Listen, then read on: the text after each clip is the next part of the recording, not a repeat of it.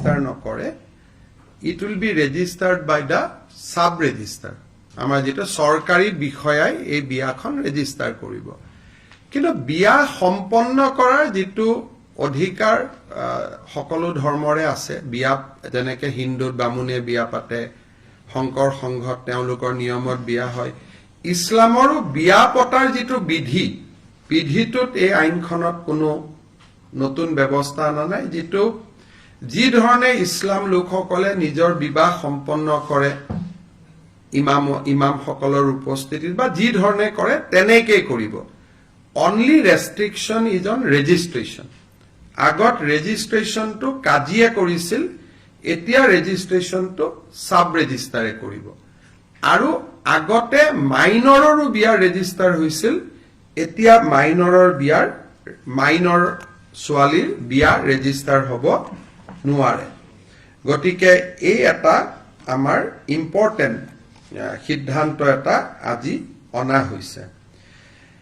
আপোনালোকে জানে যে যেটো আমাৰ Assam land revenue regulation act 1886, যেটো আমাৰ যিখন আইনৰ দ্বাৰা অসমৰ গোটেই ভূমি ব্যৱস্থা পৰিচালিত হয়, এই আইনখনৰ নাম হৈছে Assam land and revenue regulation 1886। এইখন হল আমাৰ মূল ভূমি আইন।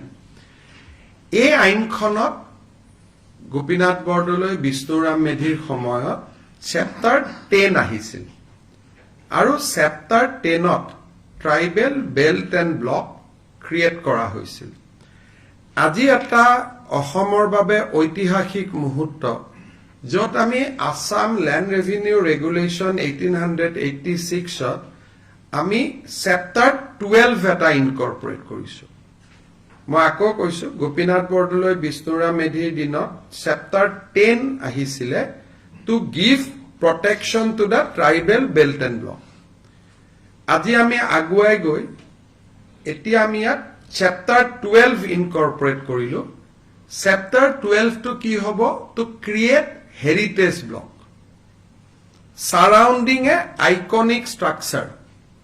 এটা আইকনিক ষ্ট্ৰাকচাৰক আমাৰ অসমৰ সংস্কৃতি, অসমৰ ইতিহাসৰ লগত জড়িত যি আমাৰ সাংস্কৃতিক ঐতিহ্য আছে, সেই ঐতিহ্যক সামৰি আমি চেপ্টাৰ 12 আনিলো, আৰু we created a heritage block today. Heritage ব্লকত কি হ'ব যে ইট উইল বি, ইয়াক এটা আইকনিক ষ্ট্ৰাকচাৰৰ আধাৰত নিৰ্মাণ কৰা হ'ব। যে বৰদোৱা এটা আইকনিক ষ্ট্ৰাকচাৰ, বৰপেটা এটা আইকনিক ষ্ট্ৰাকচাৰ, মাজুলীৰ সত্ৰসমূহ এটা আইকনিক ষ্ট্ৰাকচাৰ। যদি আৰু কোনোবা আইকনিক ষ্ট্ৰাকচাৰৰ পৰামৰ্শ আহে তাকো আমি ল'ব পাৰিম। ই 250 বছৰৰ পুৰণা হ'ব লাগিব। চৰাইদেউ মৈদাম আইকনিক ষ্ট্ৰাকচাৰ। গতিকে ইট কেন বি ৰিলিজিয়াছ, ই ধৰ্মীয় হ'ব পাৰে, ই সাংস্কৃতিকো হ'ব পাৰে বা ঐতিহাসিকো হ'ব পাৰে। ইয়াক আমি এটা আইকনিক ষ্ট্ৰাকচাৰ বুলি ধৰি ল'ম। আৰু এই আইকনিক ষ্ট্ৰাকচাৰটোৰ 5 কিলোমিটাৰ এৰিয়া আমি প্ৰটেক্ট কৰিম। বৰদোৱা সত্ৰৰ 5 কিলোমিটাৰ, বৰপেটাৰ 5 কিলোমিটাৰ। আজিৰ আইনখনত আমি সত্ৰ বা কাৰো নাম দিয়া নাই, আমি কৈছো চৰকাৰে সেইটো ডিক্লেয়াৰ কৰি থাকিব পাৰিব, লিষ্টখন বঢ়াই থাকিব পাৰিব। খালি কণ্ডিশ্যন এটা, ই 250 বছৰৰ পুৰণা হ'ব লাগিব। এতিয়া 250 বছৰৰ পুৰণা অসমত যিমান মন্দিৰ, মঠ, ঐতিহাসিক স্থান আছে, সকলোবিলাকক আমি এই প্ৰটেক্টেড এৰিয়াৰ মাজত আনিব পাৰিম। প্ৰটেক্টেড এৰিয়াত কি হ'ব? ইয়াত অকল সেই মানুহে মাটি কিনা বেচা কৰিব পাৰিব যি 3টা প্ৰজন্ম সেই এৰিয়াটোত বাস কৰিছে। বিধানসভাত আইন পাছ হোৱাৰ আগত তাত 3টা প্ৰজন্ম সেই মাটিত ভোগ দখল কৰি থাকিব লাগিব। আৰু তেওঁলোকেহে সেই অঞ্চলত মাটি কিনা বেচা কৰিব পাৰিব। অৰ্থাৎ বটদ্ৰৱা সত্ৰৰ 5 কিলোমিটাৰৰ ভিতৰত বটদ্ৰৱা সত্ৰত 3টা প্ৰজন্ম যি নিৰন্তৰ বাস কৰি আছে, সেই 3টা প্ৰজন্মৰ মানুহে মাটি কিনা বেচা কৰিব পাৰিব।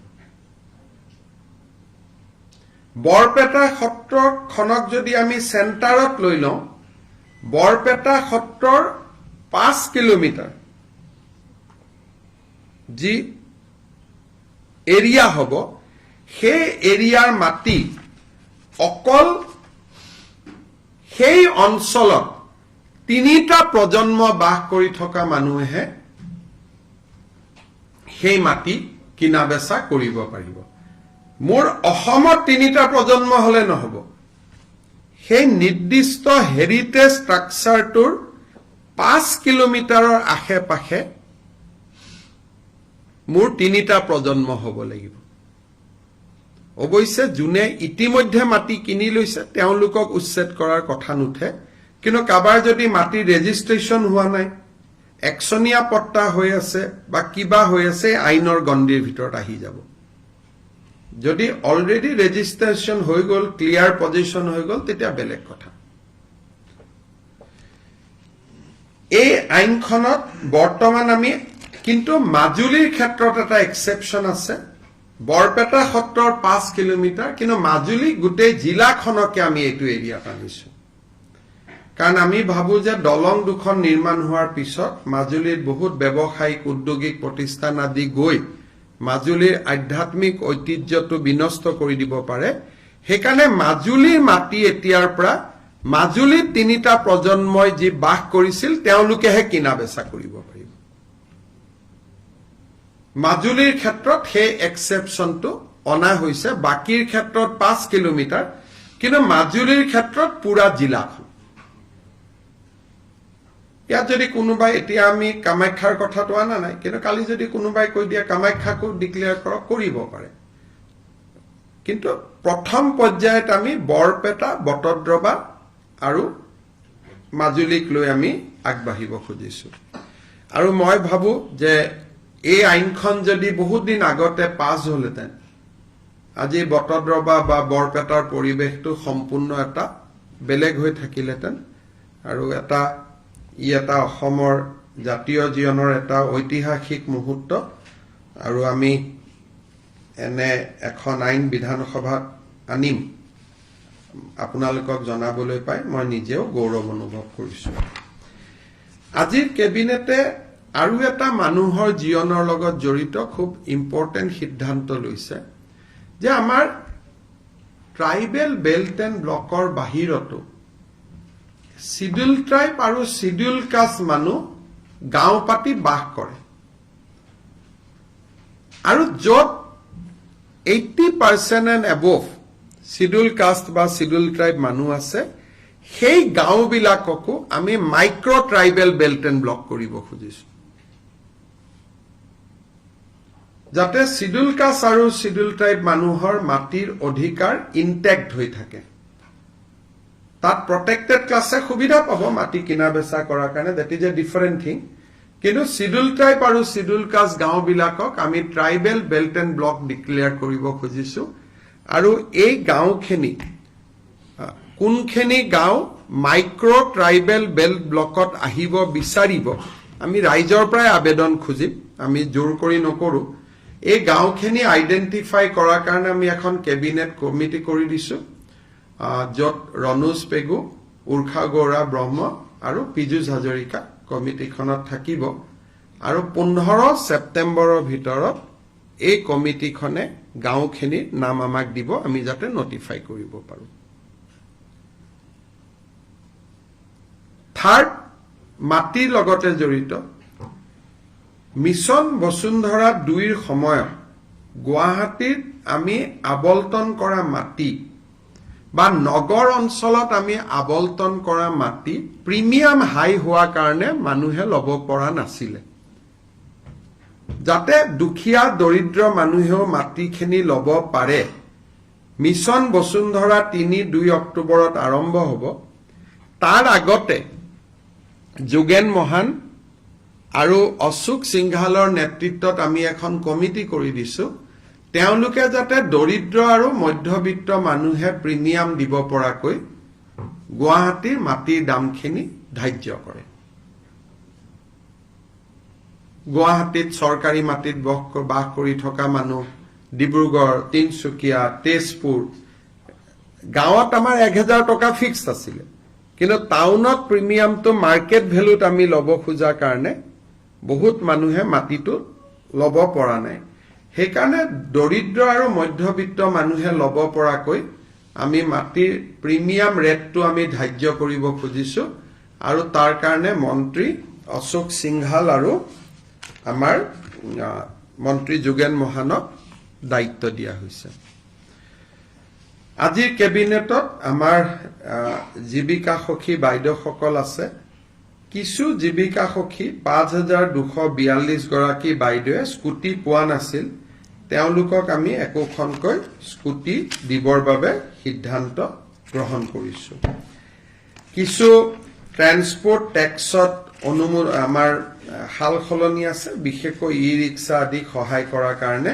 এই সম্পৰ্কৰো বিল এখন কেবিনেটত আহিব আজি কেবিনেটত লোৱা এটা ডাঙৰ সিদ্ধান্ত হ'ল অৰুণোদয় আঁচনিৰ সম্প্ৰসাৰণ আজিৰ ডেটত 27 লাখ ব্যক্তিয়ে অৰুণোদয় আঁচনিৰ সুবিধা লাভ কৰি আহিছে এতিয়া আমি প্ৰতি সমষ্টিতে আৰু 10,000 কৈ অৰুণোদয় আঁচনিৰ আমি হিতাধিকাৰী দিব খুজিছো যি ধৰণে আমি লোকসভা নিৰ্বাচনত আপোনালোকে জানে যে আমি সমীক্ষা পত্ৰ বিতৰণ কৰিছিলো সমীক্ষা পত্ৰবিলাক উভতি আহিলে তাতে আমি দেখা পালো যে 10-12 লাখ মানুহৰ হাতত অৰুণোদয় নাই সেইকাৰণে আমি অৰুণোদয় আঁচনিখনত নতুনকৈ 12,60,000 নতুন হিতাধিকাৰীক আমি অন্তৰ্ভুক্ত কৰিবলৈ সিদ্ধান্ত লৈছো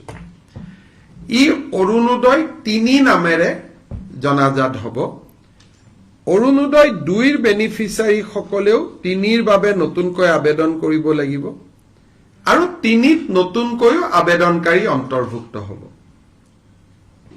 এই অৰুণোদয় 3ৰ প্ৰক্ৰিয়াটো 15 ছেপ্টেম্বৰৰ পৰা আৰম্ভ হ'ব আৰু আমি 1 ফেব্ৰুৱাৰীত নতুন হিতাধিকাৰীসকলক আমি অৰুণোদয় আঁচনি দিয়া আৰম্ভ কৰিম তেতিয়ালৈকে পুৰণা অৰুণোদয় হিতাধিকাৰীসকলে নিৰন্তৰভাৱে অৰুণোদয় পাই থাকিব কিন্তু যেতিয়া 1 ফেব্ৰুৱাৰীত আমি নতুন অৰুণোদয় দিব যাম পুৰণা বেনিফিচিয়াৰী দুই এজন হয়তো তেওঁলোকৰ কোনোবা ঘৰত চাকৰি পালে কোনোবা ঘৰত গাড়ী কিনিলে বিভিন্ন কাৰণত তেওঁলোকে নাপাব কিন্তু এইবাৰ অৰুণোদয় এটা আমাৰ কন্ডিশন হল যে ৰেশন কাৰ্ড থকা মানুহে অৰুণোদয় পাব ৰেশন কাৰ্ড নাথাকিলে অৰুণোদয় নাপায় ৰেশন কাৰ্ড থাকিলে অৰুণোদয়টো কিয় পাব ৰেশন কাৰ্ডবোৰ আধাৰ লিংক গতিকে অটোমেটিক অৰুণোদয়টো তেতিয়া আধাৰ লিংক হৈ যাব নহলে মই যোৱাবাৰ আপোনালোকক কৈছো যে বহুত সময়ত কিছু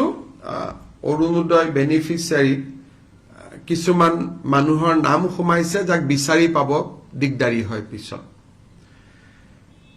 কেবিনেটত বহুত দিনৰ পৰা আপোনালোকে জানে মই আচৰিত হৈ আছিলো মাজে মাজে চিন্তিত হৈ আছিলো আমাৰ লুৰিণজ্যোতি গগৈ আৰু জগদীশ ভূঞাই মাজে মাজে পেপাৰ আৰু টিভিত কৈ থাকে যে আমি শংকৰদেৱ বঁটাটো দিয়া নাই আপোনালোকে শুনি থাকে তেতিয়া আমি সুধিছিলো যে কিয় শংকৰদেৱ বঁটা দিয়া নাই দিয়াটোতো আমাৰ কোনো আপত্তি নাই তেতিয়া আমি গম পালো যে 2008 চনত কংগ্ৰেছ চৰকাৰে এটা সিদ্ধান্ত ললে যে শংকৰদেৱ বঁটা বছৰে বছৰে দিয়া নহব 3 বছৰতহে এবাৰ দিয়া হ'ব ইমান দিন আমি এনে গালি খাই আছিলো অথচ তেওঁলোকৰে কংগ্ৰেছ সহযোগী জগদীশ ভূঞা আৰু লুৰিণজ্যোতি গগৈ আমাক গালি পাৰি থাকে যে 3 বছৰ শংকৰদেৱ বঁটা দিয়া নাই 3 বছৰ শংকৰদেৱ বঁটা দিয়া নাই আসলতে 2008 চনত কংগ্ৰেছ দলে এটা সিদ্ধান্ত ললে যে আমি 3 বছৰৰ মূৰে মূৰেহে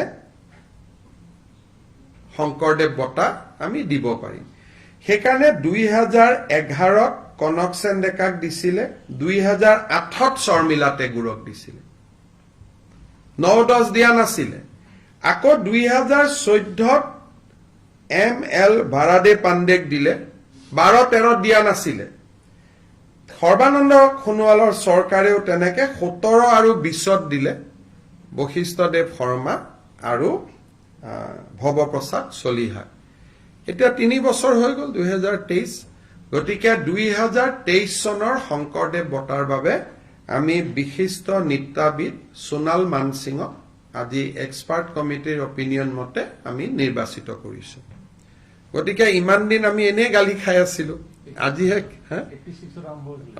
এইটো 86ত আৰম্ভ কৰোতে এজিপি দিনত এইটো বছৰে বছৰে আছিলে বাৰ্ষিক বঁটা আছিলে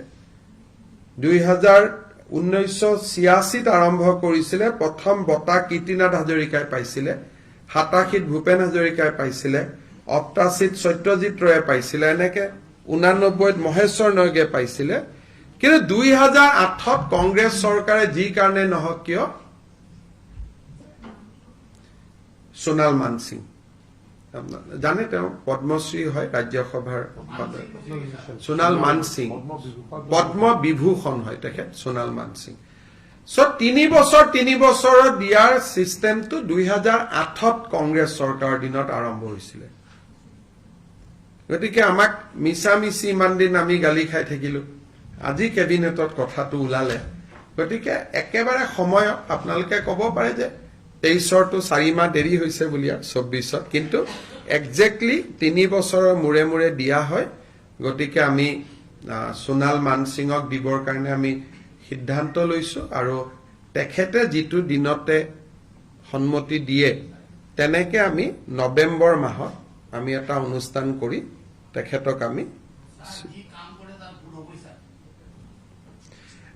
আমি শংকৰদেৱ বঁটা দিবৰ কাৰণে সিদ্ধান্ত লৈছো আৰু মই যিসকলে শংকৰদেৱ বঁটাটো আমি দিয়া নাই বুলি আমাক সমালোচনা কৰি আছিলে তেখেতসকলৰ ওচৰত মই কৈছো যে 3 বছৰে বঁটা দিয়াৰ সিদ্ধান্তটো 2008ত কংগ্ৰেছ চৰকাৰে কৰি থৈ গৈছিলে আৰু তেনেকে এতিয়া প্ৰতি 3 বছৰৰ মূৰে মূৰে দিয়া হয় আৰু কোনো 3 বছৰতে এতিয়ালৈকে তো মিছ হোৱা নাই মই চেক কৰিলো ৰেকৰ্ড 8তো দিছিলে 11তো দিছিলে 14তো দিছিলে 17তো দিছিলে 20তো দিছিলে অৰ্থাৎ কোভিডৰ সময়টো এটো বন্ধ হোৱা নাছিলে শেষত এটা সৰু কথা যে আমাৰ মাধৱদেৱৰ তিথিৰ বন্ধটো 23 তাৰিখে আছিলে কিন্তু আমাক সকলোৱে জনাইছে যে এবাৰ 23 তাৰিখে সন্ধিয়াৰ পৰাহে তিথি লাগিব একচুৱেল সকলোৱে উদযাপন কৰিব 24 ছেপ্টেম্বৰত সেইকাৰণে মাধৱদেৱৰ তিথিৰ চৰকাৰী বন্ধটো আমি 23 ছেপ্টেম্বৰৰ পৰিৱৰ্তে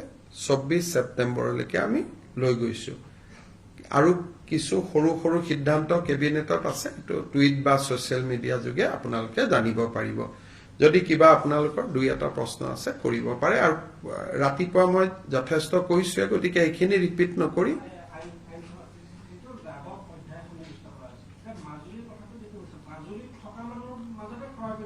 মাজুলীত থকা মানুহৰ মাজত ক্ৰয় বিক্ৰয় হ'ব আৰু আজি থাকিলে নহব 3টা প্ৰজন্মৰ পৰা থাকিব লাগিব বৰপেটাৰ ক্ষেত্ৰতো 3টা প্ৰজন্ম কিন্তু বৰপেটাত ৰেডিয়াসটো হল 5 কিলোমিটাৰ বৰপেটা সত্ৰৰ পৰা 5 কিলোমিটাৰ কিন্তু মাজুলীত যেহেতু বহুত সত্ৰ হিচৰিত হৈ আছে সেইকাৰণে আমি গোটেই মাজুলীখনক প্ৰটেক্টেড এৰিয়া কৰিছো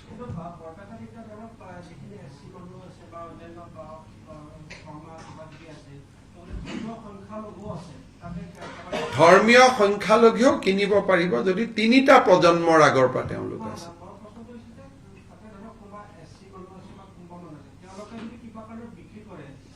তেওঁলোকৰ মানুহে কিনিব লাগিব বিক্ৰী কৰিব নোৱাৰিব এতিয়া 3টা প্ৰজন্ম থকা মানুহকহে বিক্ৰী কৰিব লাগিব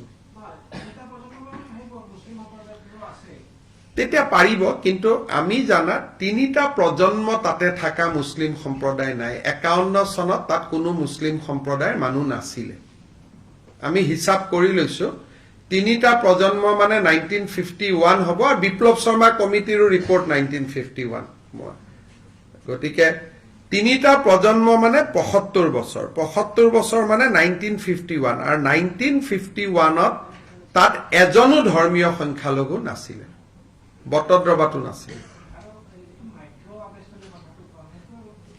সেইটো হল ধৰক উত্তৰ গুৱাহাটীত এখন ট্ৰাইবেল ভিলেজ আছে আৰু পিজুজ হাজৰিকাৰ গাঁওখনে ক'লো এইটো শিডিউল কাষ্ট গাঁও কিন্তু ট্ৰাইবেল বেল্ট এণ্ড ব্লক নহয় এতিয়া সেইটো আমি ট্ৰাইবেল বেল্ট এণ্ড ব্লক কৰি দিম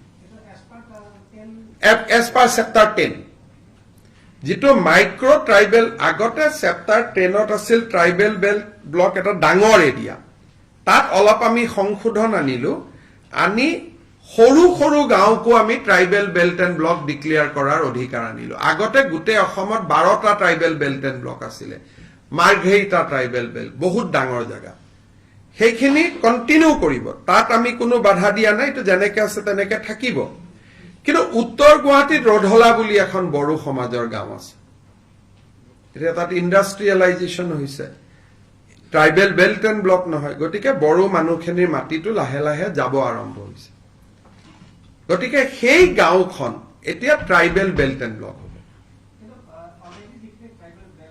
সেইটো থাকিবই সেইটো এটা বেলেগ কলে উচ্ছেদলৈকে যোৱাটো এটা বেলেগ বস্তু সেইটো এতিয়া মই কি কৰিব পাৰো কক হাজাৰ হাজাৰ মানুহ আছে সেইটো এটা হাজাৰ হাজাৰ মানুহক উচ্ছেদ কৰাটো এটা আজিৰ দিনত এটো সম্ভৱ নহয় আমি সেইটো বিতৰ্কত আজি কিয় যাওঁ আমি আজি সেইটো কৰাৰ আপুনি যে মোক প্ৰশ্নটো সুধি আছে আপোনাকে বেয়া পাব আমাৰ গোটেই অসমীয়া মানুহবিলাকে আছে ট্ৰাইবেল বেল্ট এণ্ড ব্লকত ওদালগুৰিত এইবিলাক সমস্যাটো আমাৰো আছে তো ট্ৰাইবেল বেল্ট এণ্ড ব্লকক ইউজিদা নহয় আমাৰ শৰ্মা কলিতা মানুহে আছে এই প্ৰশ্নটো যদি মই আলোচনাও কৰো বিটিসিৰ ইলেকশ্যনত এটা ইস্যু হৈ যাব গতিকে আপুনি নিকাসিত যাওক নিকাসি এখন ট্ৰাইবেল বেল্ট এণ্ড ব্লক আৰু নিকাসিত মহেন্দ্ৰ মোহন চৌধুৰীয়ে গোটেই অসমীয়া মানুহবিলাকক তাতে বহাই থৈ আহিছে গতিকে এইটো প্ৰশ্ন যদি মই এটা আলোচনা কৰো আৰু টিভিত যদি মানুহে শুনে লগে লগে ৰাতিয়ে তাতে হুলস্থুল আৰম্ভ হৈ যাব গতিকে অসমখন খুব সেনসিটিভ জায়গা গতিকে সব বস্তু টিভিতে আলোচনা কৰি দিলে মানুহৰ মাজত প্ৰতিক্ৰিয়া হৈ যায় সেইকাৰণে আমি মাইক্ৰো ট্ৰাইবেল বেল্ট ব্লকৰ ওপৰত মোক আজি প্ৰশ্ন সুধক ট্ৰাইবেল বেল্ট এণ্ড ব্লকৰ ওপৰত প্ৰশ্নটো বেলেগ এদিন সুধিব